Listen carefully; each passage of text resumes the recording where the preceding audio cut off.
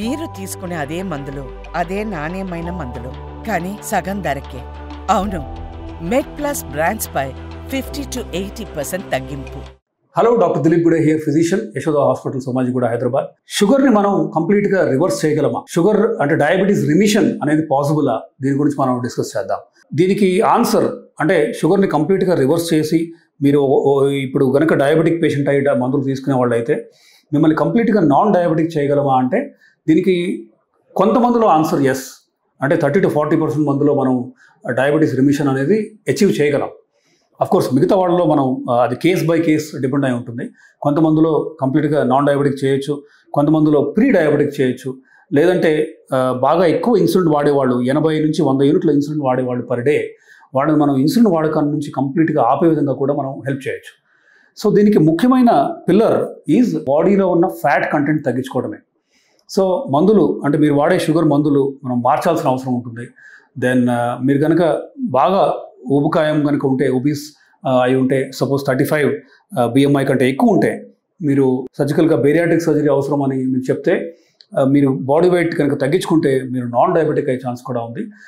ఒకవేళ సర్జరీ అంత తీవ్రమైన స్టెప్ అవసరం లేకుండా కూడా మనం కొన్ని మందులు అందుబాటులో ఉన్నాయి. డయాబెటీస్ రిమిషన్ అనేది ఆల్మోస్ట్ సగం మందులో పాసిబుల్.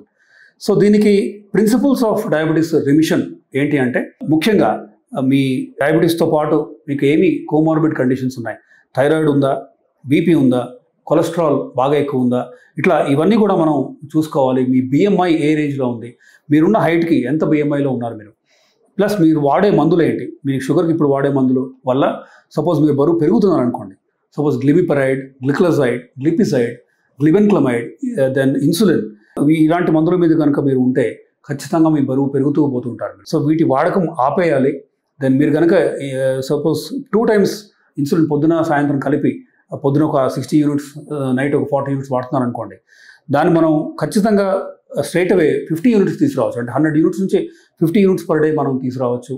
దీనికి వేరియస్ మందులు అందుబాటులోకి ఉన్నాయి.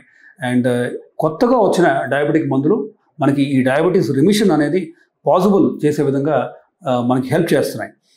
ఇన్ఫ్యాక్ట్ ప్రపంచవ్యాప్తంగా కూడా ఈ సెమాగ్లూటైడ్ కానీ, టిర్జపటైడ్ కానీ, ఇన్ఫ్యాక్ట్ టిర్జపటైడ్ ఇండియాలో ఇంకా రాలేదు, నెక్స్ట్ ఇయర్ రాబోతుంది. ఈ మందులు వాడకం ద్వారా ఖచ్చితంగా insulin per day total daily dose of insulin మనం సగానికి సగం చేయొచ్చు. ఇన్ఫ్యాక్ట్ కొంతమందిలో 3-4 నెలల తర్వాత, 6 months తర్వాత ఇన్సులిన్ కంప్లీట్గా ఆపేయచ్చు. అంటే ఇన్సులిన్ ఆపేసినా కూడా మంచి షుగర్ కంట్రోల్ ఉండే విధంగా మనం పాసిబుల్ అది అచీవ్ చేయొచ్చు. సో డయాబెటీస్ రివర్సల్ ఆర్ అంటే అఫ్కోర్స్ రివర్సల్ అనే పదం మనం వాడకూడదు.